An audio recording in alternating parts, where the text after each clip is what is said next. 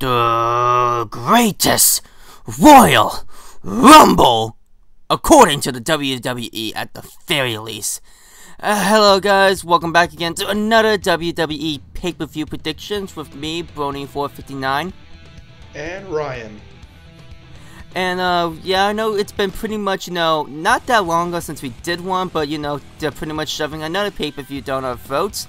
3 weeks after the last one, and we're gonna have two big ones in a row. Nothing that really happens all that often. The greatest Royal Rumble happening in Saudi Arabia. Yeah, we're just as surprised as you are when we heard the news. So basically, the reason why this is gonna be called the greatest Royal Rumble is because this is gonna have more people than any other Royal Rumble has before. And how many people is that, Charles? Well, let's see, the standard was 30, and then one time back in 2012 they did 40, so how much bigger than that? 50. Half 100 people competing in a Royal Rumble. Yeah, I know. Crazy. Shocked. Especially since a normal 30-man Royal Rumble lasts about an hour, so this will probably last like an hour and a half. At best, a movie length, basically. A movie length Royal Rumble match. But how long did the 40-man last then? Not sure, and I had to go check that up, which I can't do right now, but do you want to go on ahead and do the predictions? Yes, I would, but before that, Charles, before we start, let's remind the audience of who won the WrestleMania predictions. Ryan won the WrestleMania predictions because he predicted more than he got more of the predictions right than I do. So he pretty much won WrestleMania. Somehow. And yeah. And a while back, now we didn't do a prediction video on this one, but we were talking to each other on Discord on Fastlane predictions, which I won. So we're pretty much keeping score on who wins at these pay-per-view predictions. So as of now, we are tied 1-1. You didn't win back. You didn't win Fastlane. We tied it. We tied it. Oh well, okay, yeah. 2-1. So it's 2. So it's 2-1. As that's the scoreboard. Which will be somewhere. So then the first one is a steel cage match for the WWE Universal Championship between the guy that everyone was shocked still holds that fucking title, the part-timer Brock Lesnar, versus the guy everyone thought who was going to win, but doesn't really want him to win anyways, but still didn't win, the big dog Roman Reigns, and a steel cage. Well, yeah, Ryan said that.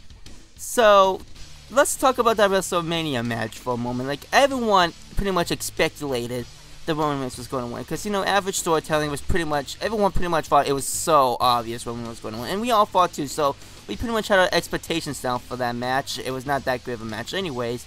So when we saw Brock Lesnar pin Roman to the 1-2-3, that was one of the big shocks of that WrestleMania, that Brock still holds the title. And from what I heard, that's because Brock has renewed his contract to last until SummerSlam. So we're going to keep seeing him until then. So I think because of this new contract signing, if Brock is not going to renew it again, I think he is going to, hopefully, his last show will be at SummerSlam, where people speculated that's when he'll lose the title.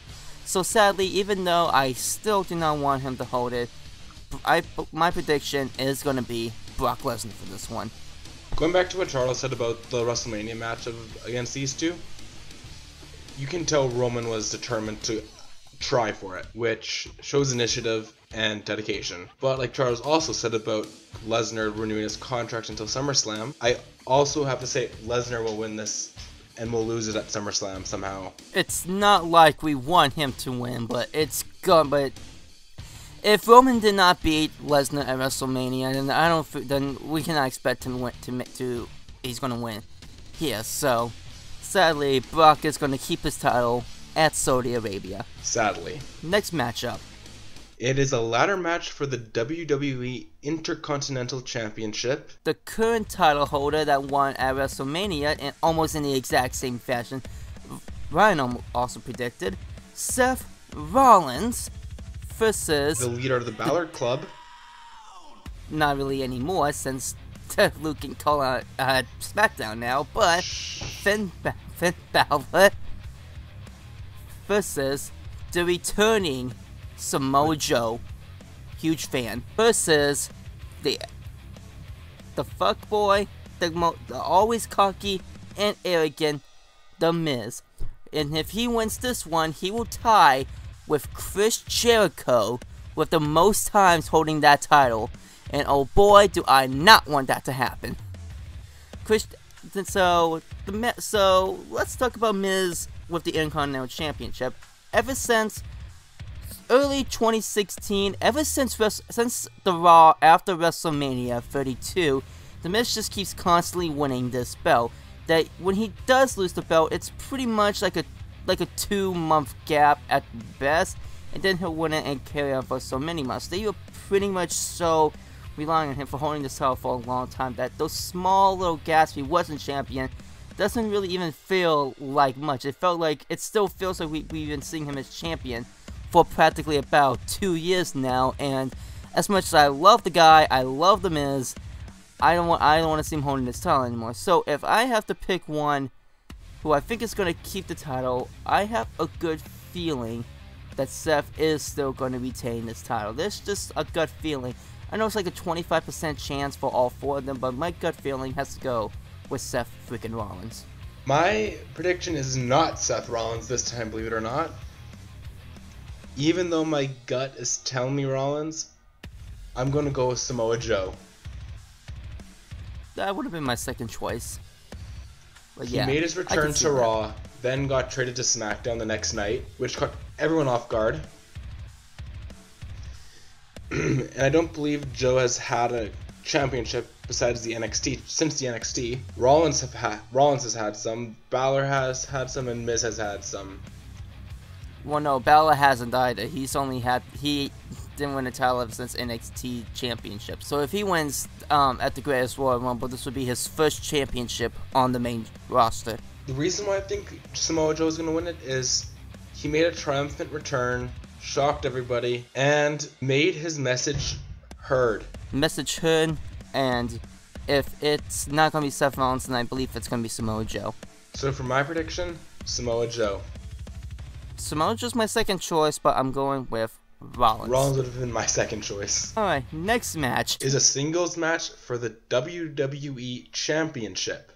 And unlike the last match above, this one is a little bit more personal for reasons, between the current WWE Champion AJ Styles versus the new heel with a new theme song, Shinsuke Nakamura.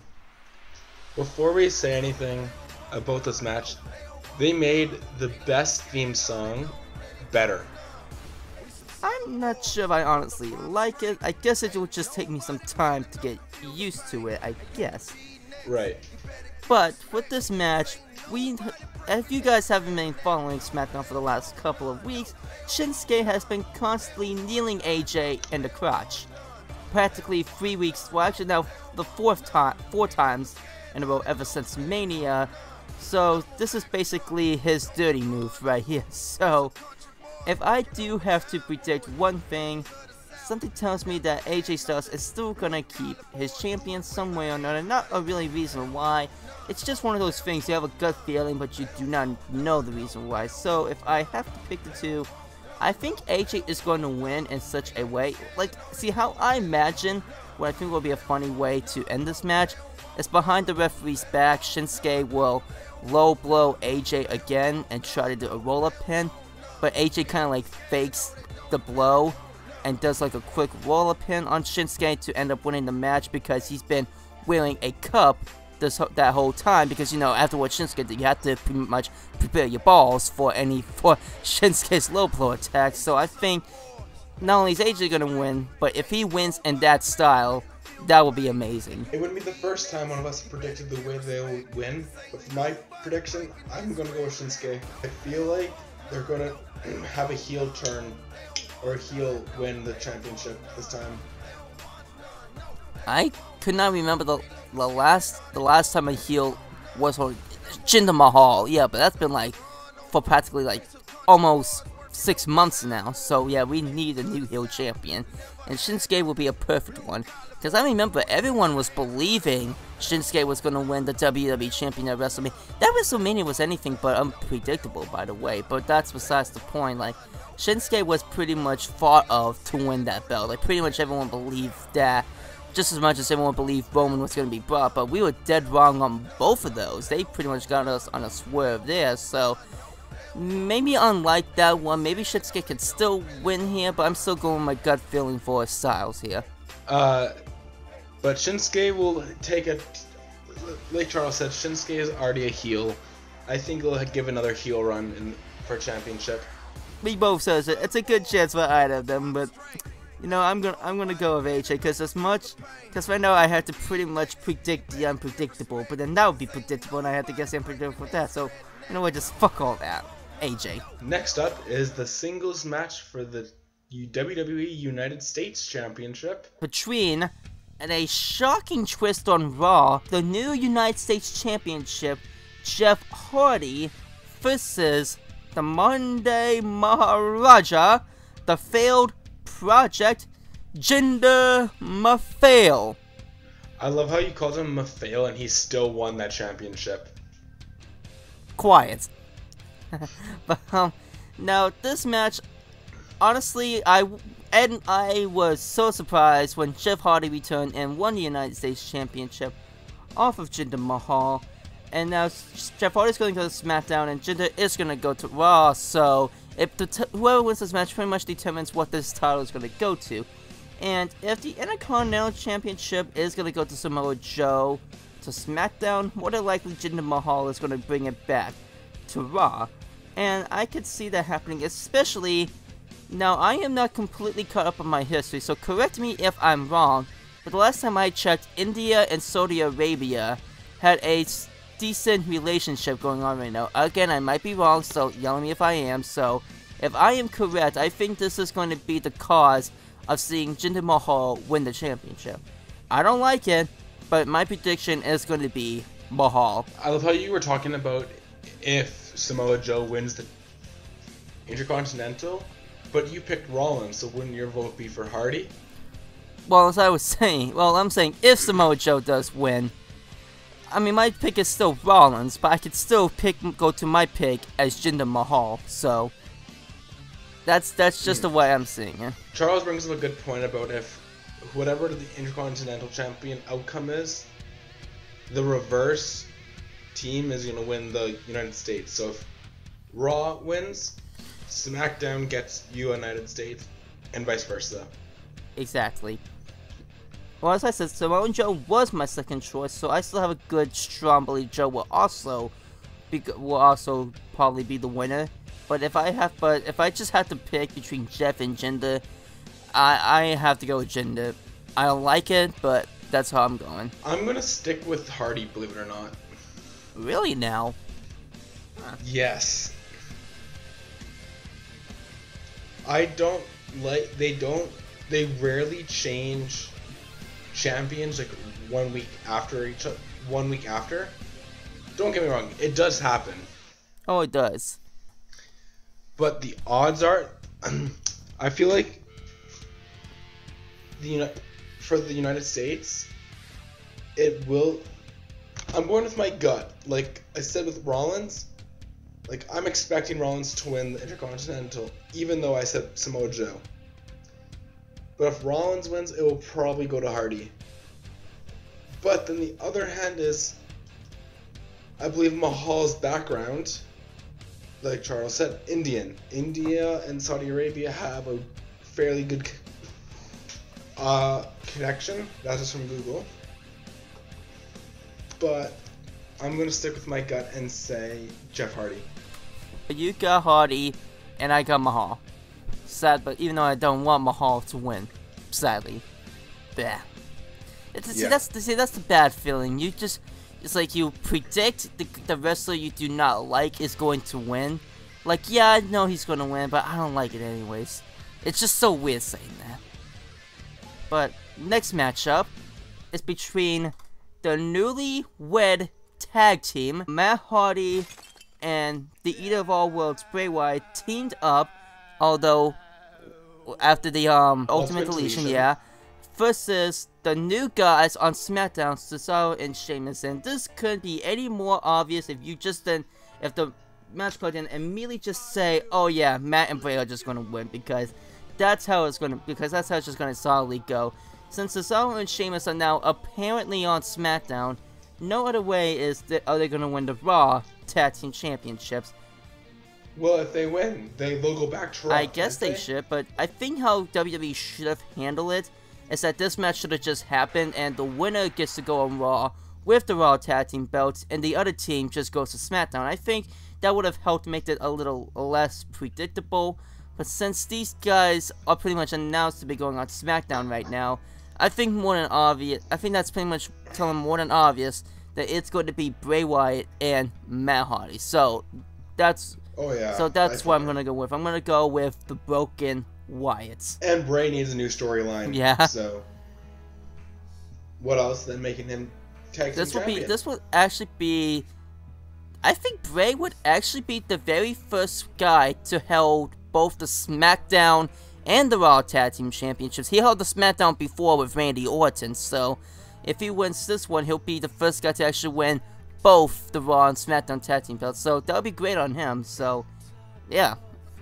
I want to see Bray win that title, so he'll be the first. Next up is the SmackDown Tag Team. Between the new tag team that won the belts at WrestleMania, the Bludgeon Brothers, versus the Usos, Jimmy and Jay.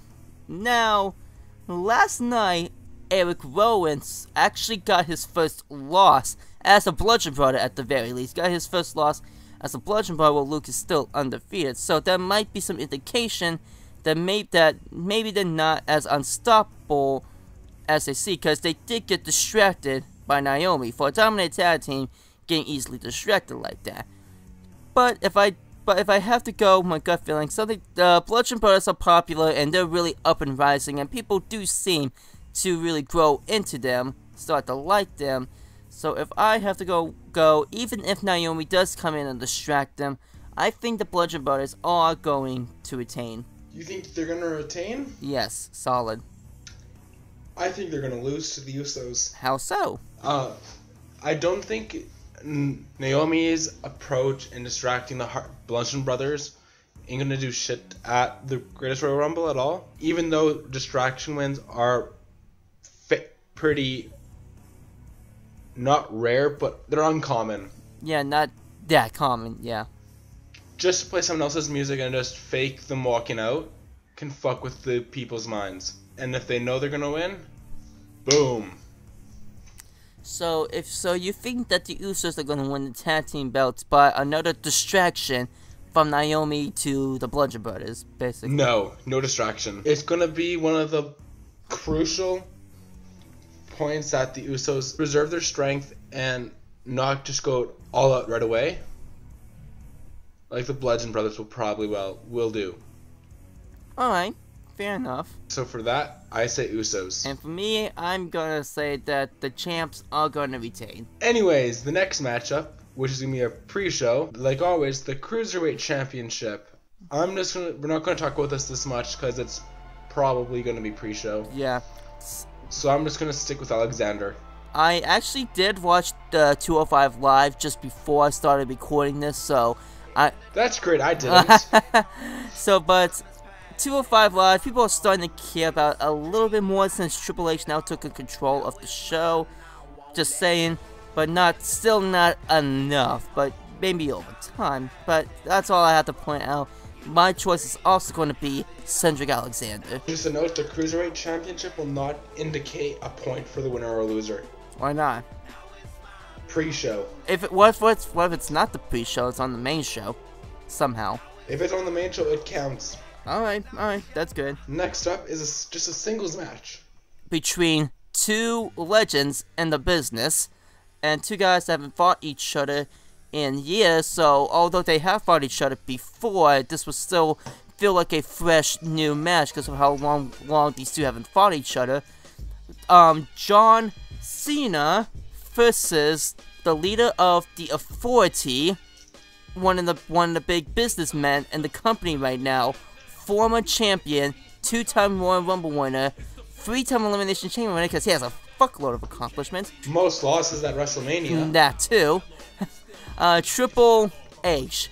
What to say about this match itself? Well, Triple H, believe it or not, has been losing quite a lot ever since he retired, mostly retired as a wrestler.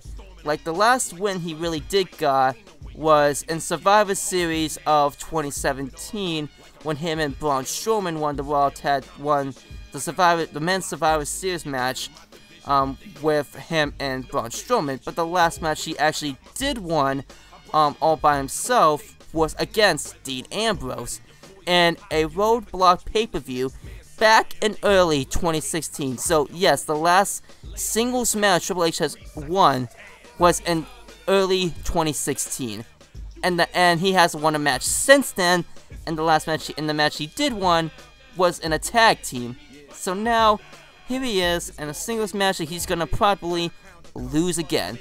And John Cena, despite also pretty much being a semi-retired wrestler, is so damn popular, I really don't see him losing against Triple H, a guy who wrestles even less than Cena today. So I have to go with my gut feeling on Cena. I'm gonna actually go with Cena as well, because after his humiliating loss against The Undertaker at WrestleMania, because that was just a slaughter.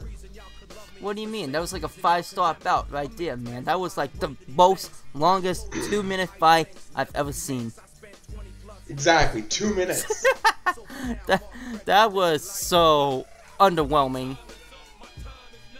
But after that really quick loss from The Undertaker, after so much build-up, I think they're trying to find a way to bounce Cena back, and this will be the match for him to do it. So, Cena, yeah, just for the point he'll bounce back. Yeah. Now, this next matchup has a bit of social media history behind it. And I will read it off for you. The Undertaker was originally supposed to face Rusev Day in a casket match at the Greatest Royal Rumble.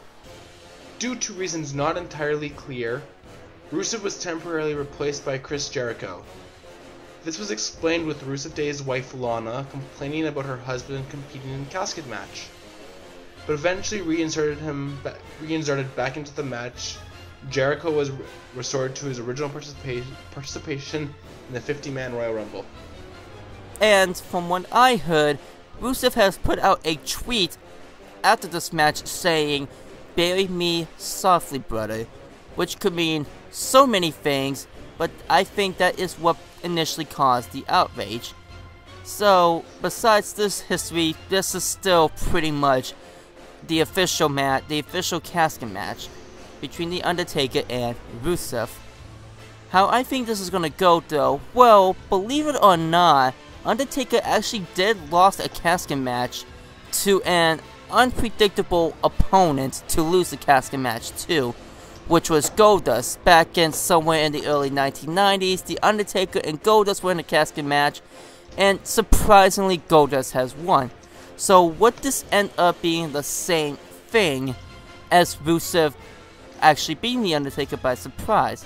It would definitely be a surprise, and I think it will actually help Rusev, but I have to go with my gut feeling and have to go with The Undertaker on this one, because Rusev, I'm not sure, maybe if he didn't do what he did on Twitter, he might have been the winner, but after that I think he pretty much just screwed himself, so I have to go with The Undertaker. But this could have been another good chance of having like another moment like I said with Goldust beating Undertaker in a casket match, and probably Rusev doing the same shock value. So as much as I actually do kind of want it to be Rusev, to be honest, coming from an Undertaker fanboy, I would have to stick with my fanboyism and go with The Undertaker. Charles did mention about Undertaker losing the casket match, but he's actually lost it. He actually lost 3 times so far. Well, yeah, he did, but that was one of the more shocking ones. He will improve his record to 12-3 at the Greatest Royal Rumble. Alright, now that we pretty much talked about all that, it's time to go to the main event, the 50-man Royal Rumble match. Oh boy, How can we even predict on who's going to win this one? This is one that me and Charles were talking about before, and it seems fair that since there's an odd chance of us getting it right, if Charles is still okay with it, no point for this one. Yeah, because it seems likely unfair to have to pick the winner out of 50 people that... Considering only 26 have been announced. Yeah, so even if somehow, someway, we actually do predict the winner of this Royal Rumble, it'll just be a moral victory. Yeah. Now, here's one thing I want to know. See, in the Royal Rumble, usually the winner gets a title shot at WrestleMania, but WrestleMania's over with. So people are speculating that that whoever wins this one might get a title match on the next big pay-per-view, which will be SummerSlam. That's exactly what I'm thinking. Whether that's true or not, I'm not sure, but at the very least, we do know that they're going to win a trophy of some kind. But besides that point, if I had to pick a winner, I'm going to pick my gut feeling and go with Daniel Bryan. Yes, I know, kind of a predictable one because he just came back and he's a big popular star, but come on, But he's injured. But come on, you cannot tell me that you also have that gut feeling that Daniel is gonna win the Rumble. While he's injured? Not that injured. Is he? Is he still injured? Shoulder. Oh. Oh no, that was like a fake attack from last night's SmackDown. So. Oh. Yeah, some guy, quote unquote, attacked Daniel from behind and he was on the show, so more than likely that was a staged attack. So Daniel is not injured, might not actually be injured, but maybe I'm wrong, who knows. But if I have to go, I have to go with Daniel Bryan. That's my choice. This is gonna come to a shock. I'm gonna go with Braun Strowman, believe it or not. That actually would not be that much of a surprise. I don't like that. Because I was reading something about earlier how there is speculation about something that happens next year, which I don't think will be accurate. Because I don't think they make shit up for a year ahead of time. I think Strowman will win it, believe it or not. I can see that as a possibility that he will win the Rumble, but I will still. He did get screwed over with his Raw tag team. Well, not really screwed over. Nicholas had other shit to do, like school. Yeah, so it's highly unfair that Braun had to give up the titles because his partner is illegitimate to keep on competing. That's more on his partner's fault. But if Braun does win, I will be okay with that because I love Braun Strowman. He's one of my favorites currently on the roster right now. But if I had to go with a legit pick, I think Daniel Bryan is my pick to win this Royal Rumble. That's a pretty good guess. But like only just over half have been announced. It would just, and we know that one of the winners from the tryout will be in it. It would just be such a cock move that the winner was someone that's not announced yet. Probably is. Well, I actually do like on how only a little bit of half the competitors have been announced. Only 26 have been announced by the time of this recording. And only one Hall of Famer for now, And so we are pretty much leaving 24 others as a mystery. So I like how they're keeping this a secret. And I'm keeping this a secret to myself. No, I'm staying off social media, guys, as much as I can to avoid any more hearings of who's ever in the Rumble. So, yeah, the rest is going to be a surprise to me. One thing that I think that's going to be a shock, Raw on Monday, had a familiar face. What familiar face? The Fashion Police. Oh! Well, yeah, they're on Raw now. I'm just thinking maybe Mick Foley or one of his alter egos comes in. There was actually one time where all three of his alter egos appeared in the same Rumble. I watched that video a couple times. It's hilarious. That was hilarious. So, And the 3 announcers coming in from 2012. That too, so who knows, it might end up as someone completely unpredictable. But let's just hope it's a winner that we can care about. There actually hasn't really been a Royal Rumble match winner no one really even cared about, like actually cared that they won, except for when Shinsuke won it. And before that, it was Edge back in 2010. But yeah, that's how long it was ago. So hopefully we'll get a winner that'll make us say, "Oh yeah, that's a Royal Rumble winner right there." Right. And if you're thinking about anything about, oh, what the fuck? There's no female matches.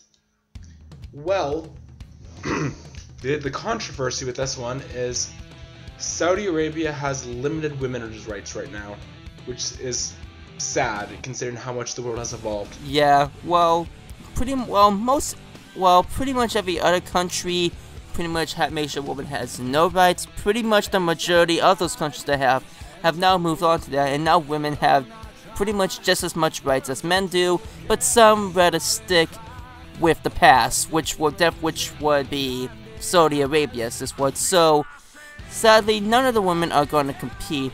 However, these women can still be in the audience as fans, but they need a man to accompany them.